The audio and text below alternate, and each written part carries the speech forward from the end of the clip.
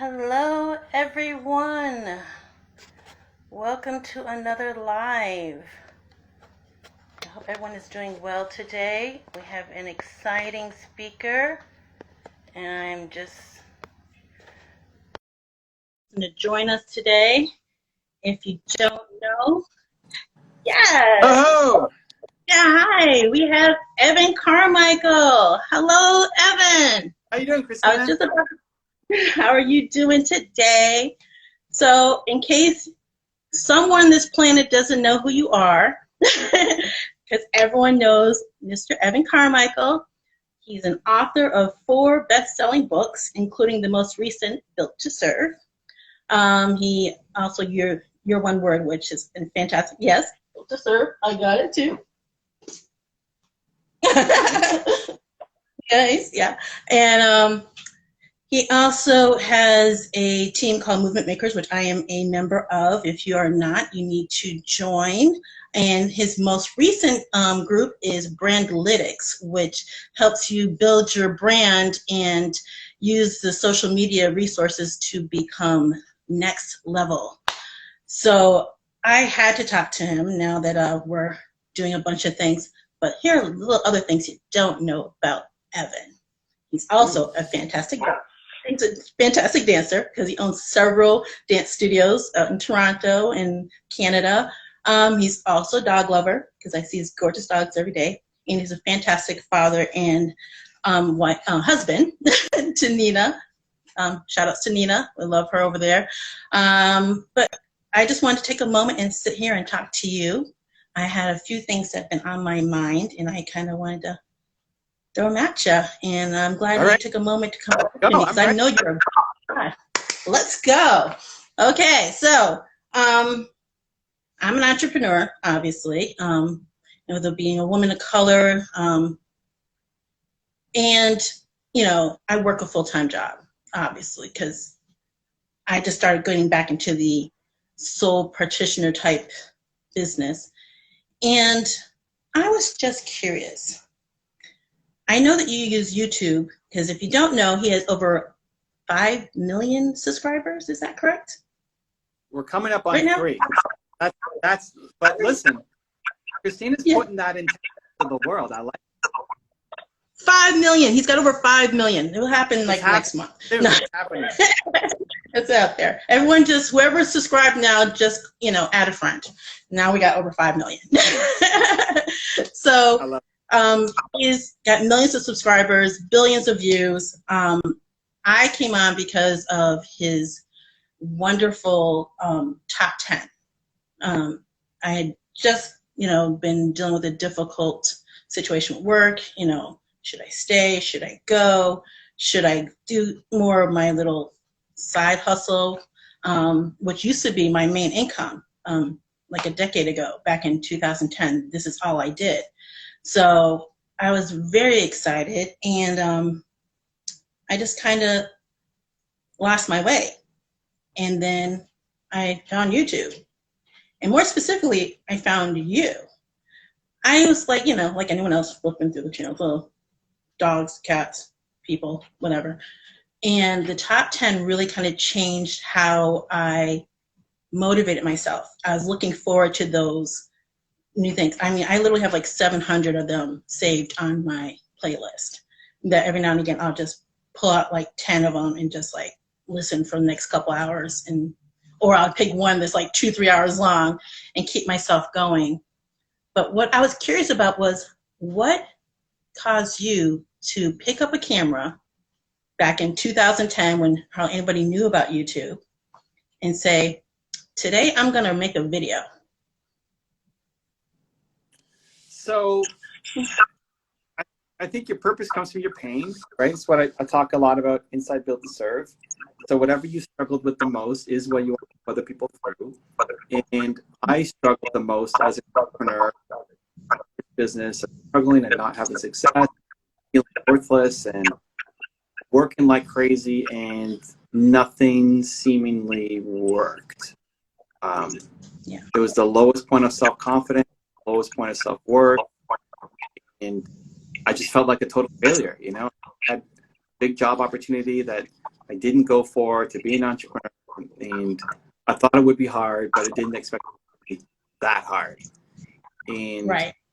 The thing that ended up, I quit my business partner, and the thing that ended up saving me was modeling success. Yeah. I'm a visual learner. I'd much rather see something than hear it. And so I thought, you know what? My purpose is to serve other people who are like 19-year-old Evan, who was struggling and had no help. Right. The way that I would have loved to got information. YouTube wasn't around when I was 19. No. But if it was, I would have gone. I would have gone to YouTube and I would have tried to learn something from somebody. So I try to make the content for all the 19-year-old Evans in the world, even if they're 35-year-old women or whatever, right? Because they're still struggling with the same thing that I struggled with myself. What's that? So I hope you're talking about me, because I'm not 35, exactly. But I would, but I'll take it. So yeah. So that's great, because I was really curious, because I said, like I said, back in 2010, and I mean, back in 2010, that's when I was an independent contractor, and I hadn't heard of YouTube, at the time. So I was trying to figure out what would possess him, and I mean that anyone actually. I mean, it was new to a lot of people, so it's just like, what dropped him to say, today's that day, and I'm going to just do this, and encourage myself to, like, maybe I can express my pain or my issues and maybe get feedback from others on how to push through that. But that was helpful. Thank you. And one of the other things I was kind of on that subject of, being a young entrepreneur, and, good thing about our group is we have all ages, all races, all different kind of backgrounds, all fields, all nations. I mean, literally, I talk to people in Sweden and France and Italy and of course, Canada, and all over the US. So it's been great for me to reach out and teach and learn from these people. And when you decided that, you're going to reach out to these people, did you expect to have such a global and, more importantly, diverse background when you started, because I love about your videos was that you don't just talk about business. You don't just talk about entertainment. You don't just, it's not just leadership. It's all encompassing all different kinds of influencers and motivators and speakers, because there's some people I would have never heard of if it wasn't for listening to you. So, yeah.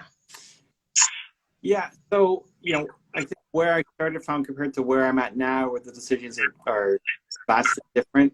YouTube was also changed. So at the beginning, YouTube, there was nobody on YouTube making educational entrepreneur videos, did anywhere, like, got decent numbers. So being YouTube famous wasn't a thing. So I wasn't thinking about global reach and having 1 million subscribers or any, like, just, I wasn't that smart to predict this is where it's going either. Right? Go. Yeah. I couldn't, if you, in 2009, when I released my first video, it wasn't this YouTube thing, I'm going to be on this platform. It wasn't any of that. It was really just, I've always focused on who I can help and who is watching, right? So if I had 100 people watching my video, it's like I had 100 people. Where most people default to thinking, well, I didn't get 1,000, didn't get 10,000, or didn't get 100,000, and you're focusing on who's not watching instead of who is watching. So that's always been something I think that helped me, to be honest. You go through my videos, video 1 has a lot of views now because everybody wants to go back and see what video 1 is, right? But it didn't just blow up. But if you go look at video 50, video 75, video 82. They still right now might have like 100 views. Yeah. How many years later?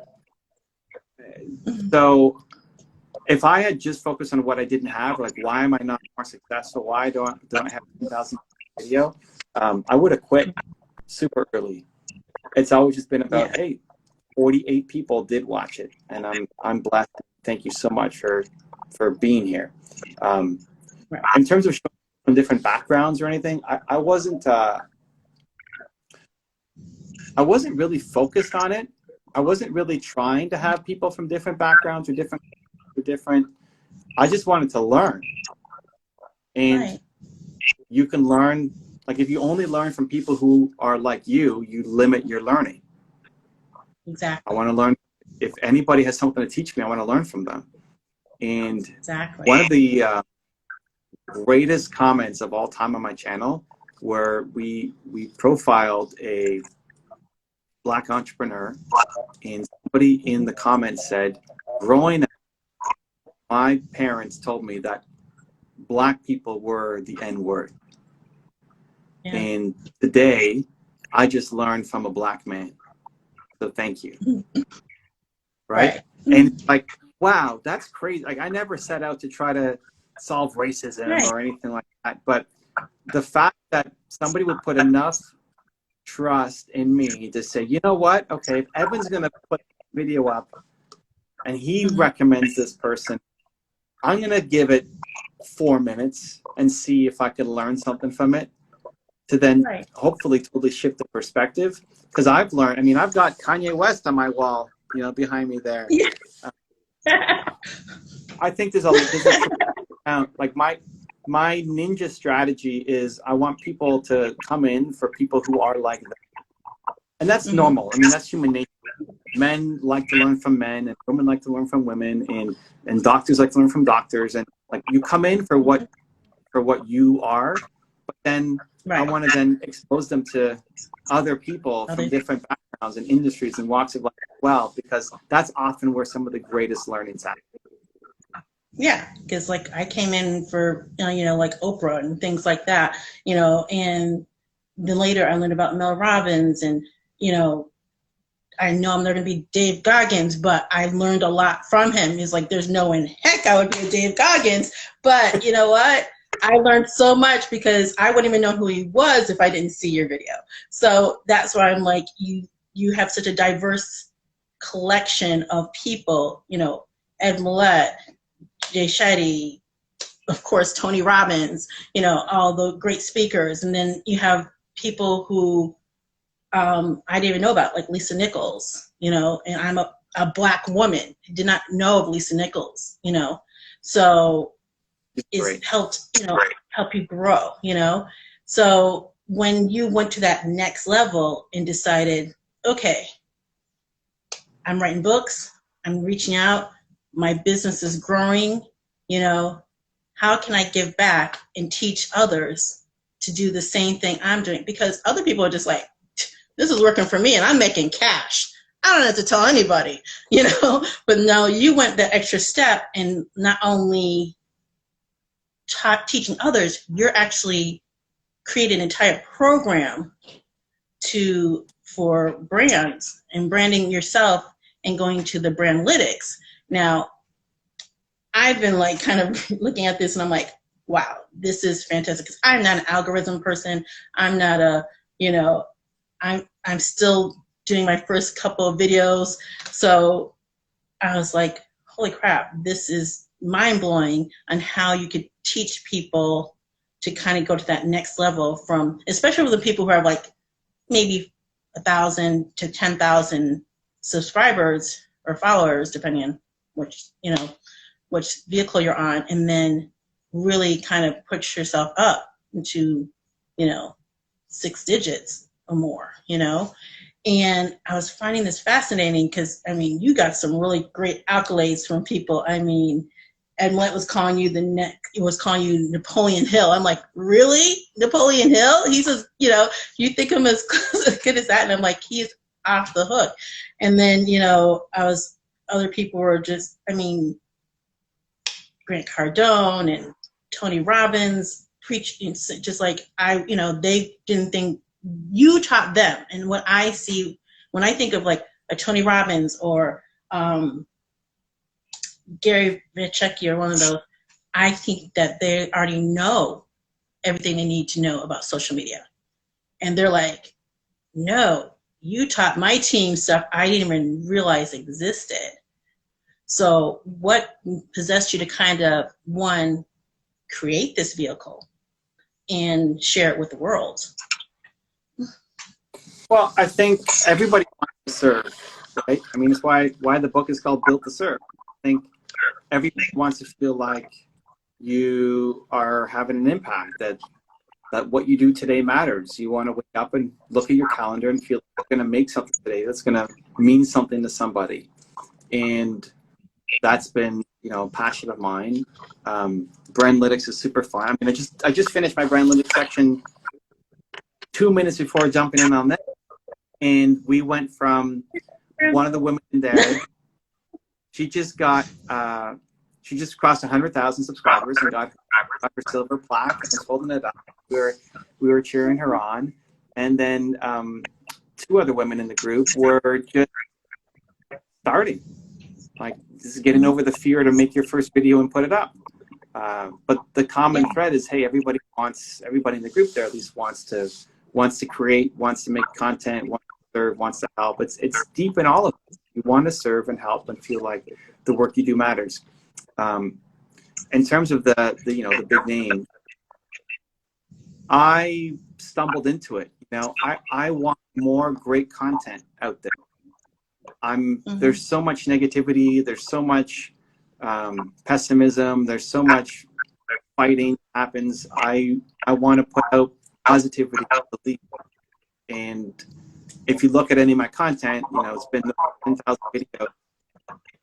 It's always positive. It's always, if I did the top 10 stupidest things Kanye West has done instead of success, right? That's my typical example. It'd be easy to do that, but I don't want to put out more venom in the system. So I realized that I can only do so much in terms of making videos. And the more that Tony Robbins is making videos, and the more that Ed Milet is making videos, and the more that any of these people are making videos, the better. Like, it's great for the whole community. It's most of the things that drive me are for the entrepreneur community. When I put Tony Robbins subscribers on YouTube, I was sad because he should have 10 million subscribers, but he needs to have more content. Right.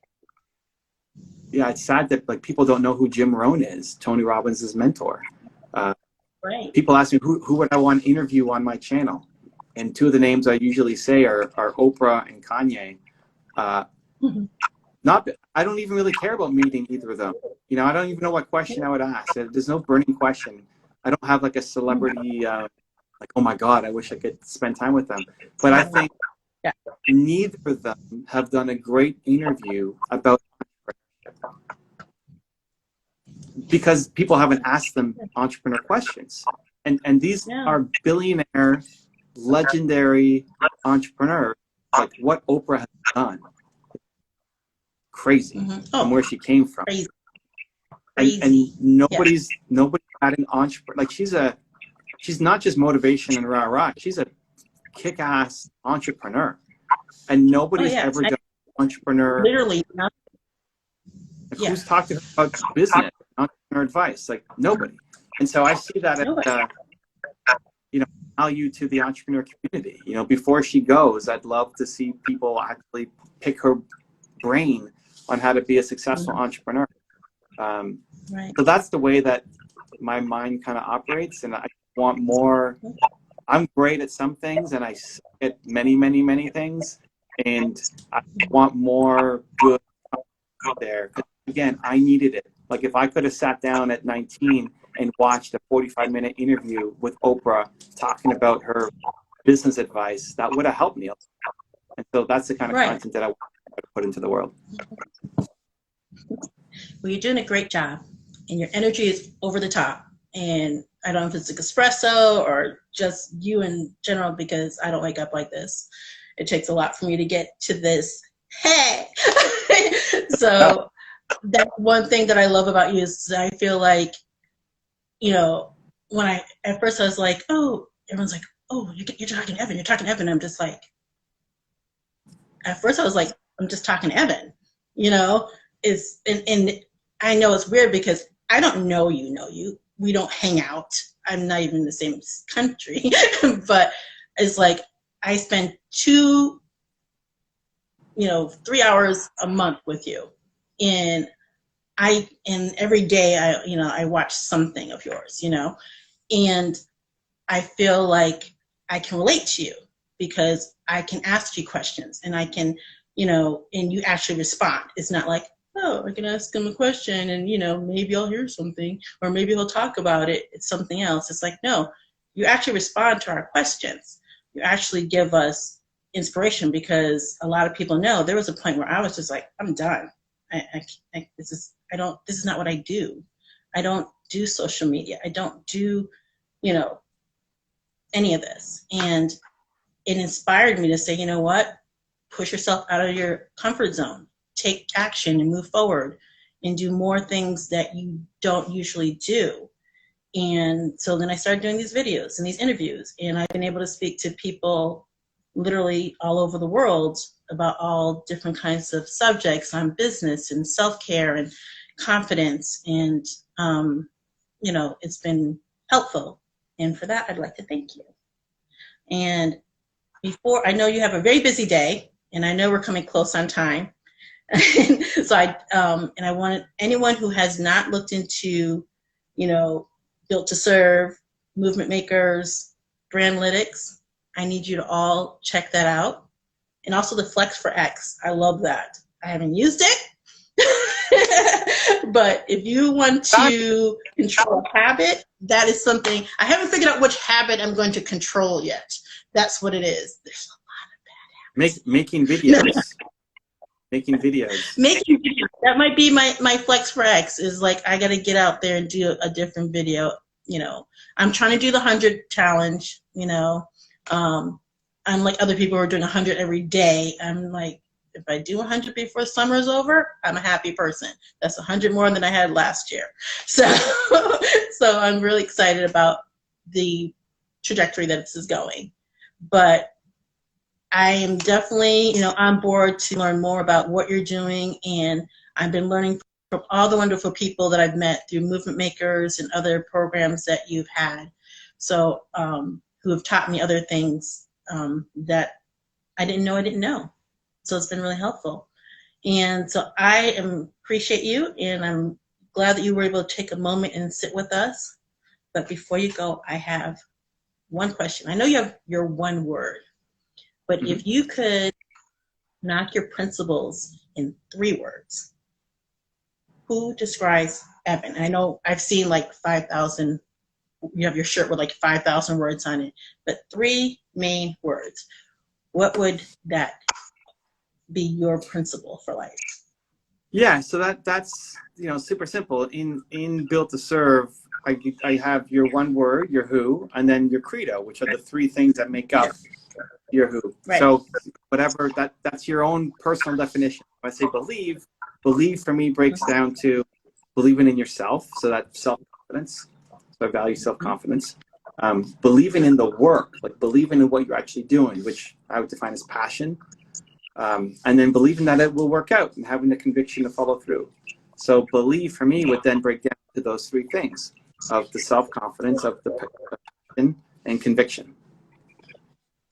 See? Always believe. Thanks for having me, Christina. Appreciate you. Love the energy. And I'm so glad that you're making content. So much. Cool. Every time. Every week I'm trying to do at least one. That's my goal. Go. At least one. And, so here we are. So thank you for joining me, Evan, and thanks all my Movement Maker family and friends for being here. I saw all of you, and, sorry we couldn't just wave out everybody. Zan, Yuko, Angela, and Rosie, and there's like so many out here, and I love you all for helping me on this journey.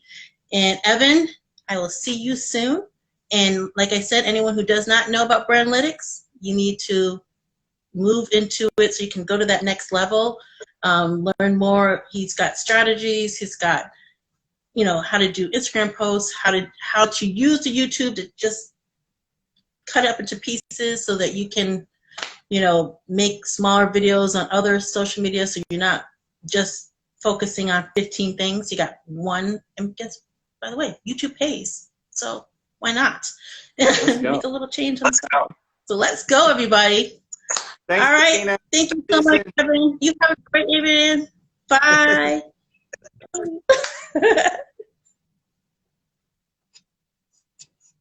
Thanks again, everyone, for joining me. And we got another video done, and soon, if any of you want to keep watching these, I will be starting my own YouTube channel. It's going to be coming out in a couple of weeks. So I hope you guys will keep following me. Thanks for everything. Bye.